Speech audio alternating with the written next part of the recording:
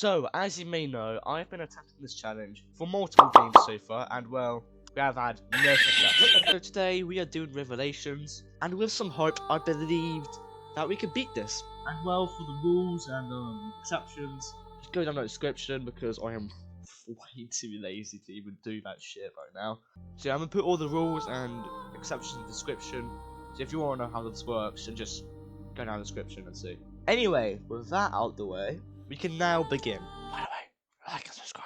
As we start the run, we are put into this little cutscene of Desmond trying to fight his inner demons. As if you didn't know at the end of the last game, Desmond just basically fell into a coma to Juno controlling him and resulting in one of the worst modern days ever. Yeah, thanks Juno. Thank you so much. Being such a kind member to this franchise. And you know what? You might as well get a medal for being the most. Then we head into this little story analysis, which just basically explains the whole entire story so far. Once that finishes, we are put onto Animus Island, which is basically just a place of Desmond's memory, which doesn't really make sense, but you know what the one really good part of this modern day is? It was Subject 16. I mean, I wish we got to see more of him, but well, yeah. Subject 16 explains that if we don't synchronize with Ezio's memories, then basically Desmond just collapses and kills him basically. So we start to have some deja vu shit. We enter the portal and go down a trip down memory lane, which it brought back some memories, alright? Once the sick trailer finishes, this is where we actually get into gameplay. So after some sick parkour, we run into our first encounter. David. Now, David, he was confident. He was one confident fella. But luckily, I'm Ezio. So I just bashed his brains in and went on to the next section, which is where we find our weapons and the hidden blades and head to our next encounter.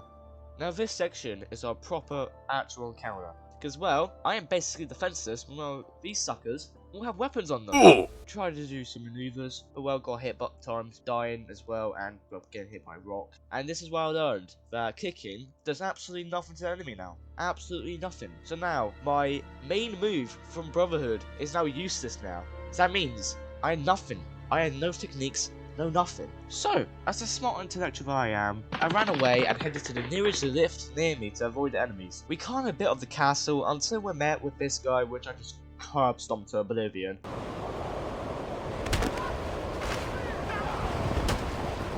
You should. We make it to the top, and Ezio somehow knows there's an underworld passage right in the middle.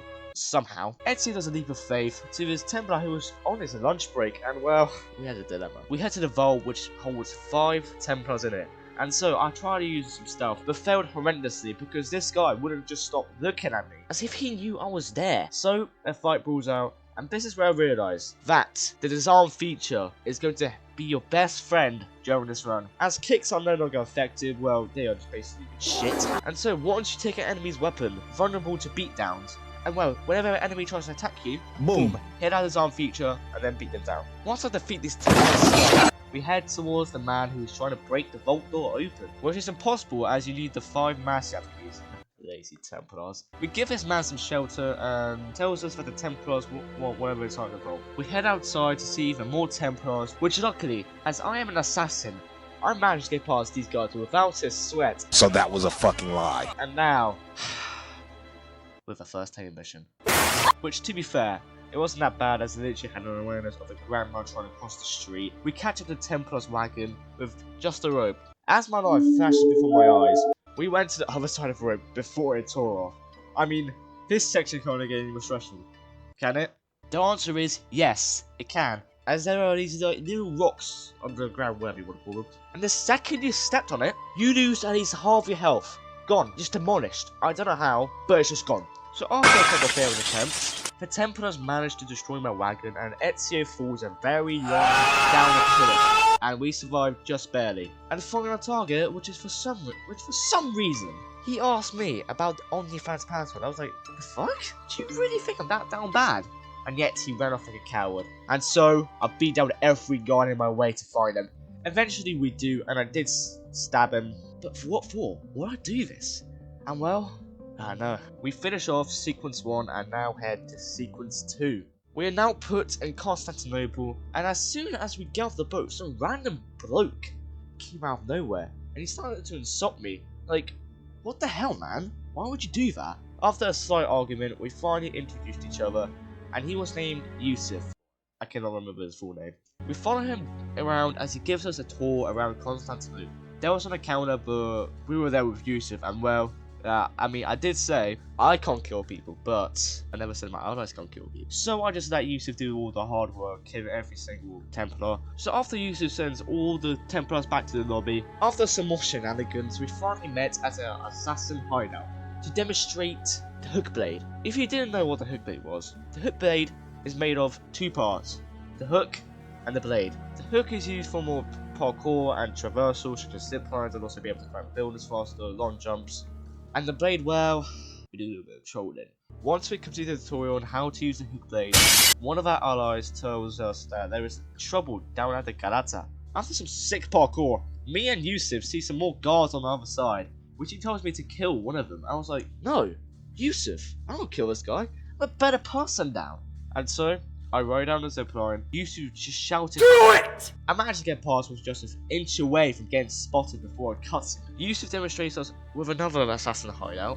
We make it to the den to play this kind of minigame, which is just basically strategy based, as you need to prioritize where the barricade should be and where your men should go. However, the first den mission is pretty easy as it's only the tutorial, so we complete the den defense without ending anyone, and now head to the Imperial District. And for some reason, Yusuf was in a fight with a bunch of enemies. I mean, Yusuf, do you want me to fail? Once we finish off with these guards, I try to go up this wall, but for some reason, I desynchronize due to moving 3 meters. Anyway, after sticking near to Yusuf, basically to the point where you can be around, Yusuf now demonstrates the use of different type of bombs. As you may know, back in the previous games, we only had one bomb, and that was the smoke bomb.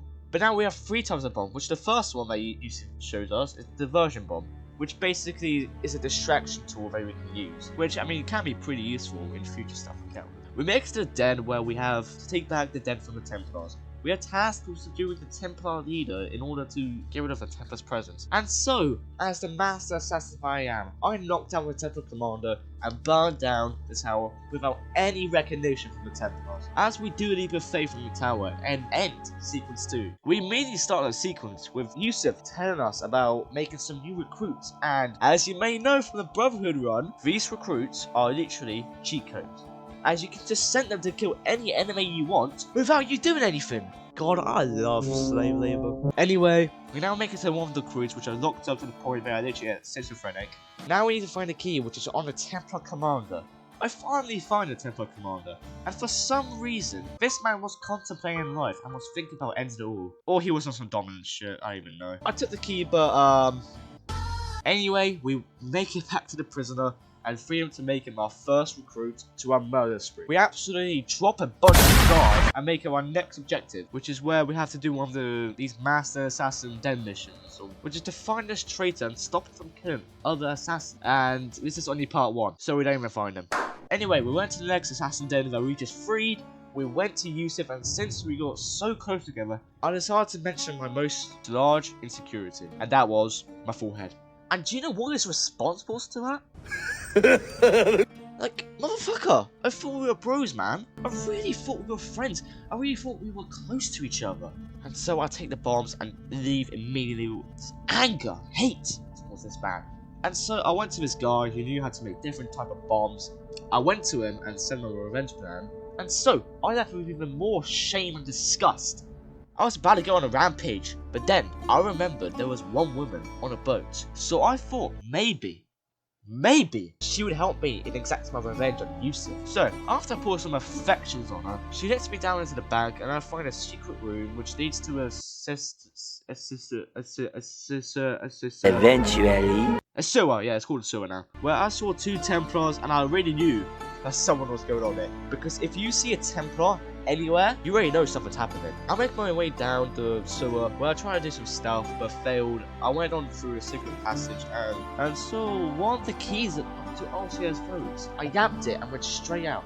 And also I found a map which led to other keys, and this is where I thought maybe there is knowledge of forehead reduction. This could shape my life in a new way. I'd come out of the bookshop a new man, motivated and disciplined to find his keys, and he was there. My arch nemesis, Yusuf. He came up to me and insulted me in a fucking fire and just vanished. Like, what? So I decided to go to the Romanis, as these are just basically the courtesans but Turkish. And now what we do here is knock him out Wait, what? Where you Okay, maybe spend this the time money? I'll just say my Hot recruit. meal? Maybe a bath? What the hell? I was so confused as to what to do next. So I failed one more time and realised I need to poison the enemy. And so I thought this is where it could end. I tried everything. I thought of everything. And yet, just needs more desynchronization. And every time, I thought of everything. And yet, it just led to desynchronization. Every time. And so, as much as I didn't want to, I accepted defeat. And I had to miss the poison to the enemy. Which means we failed the challenge. And sadly, this is where we end the run. But hopefully, maybe AC3 will be our game.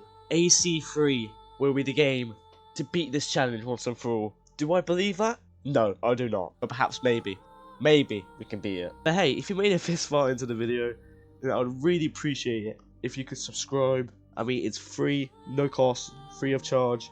And yeah, you can also subscribe later if you want to anyway. Anyway, on that note, I'll see you fellas later. Peace.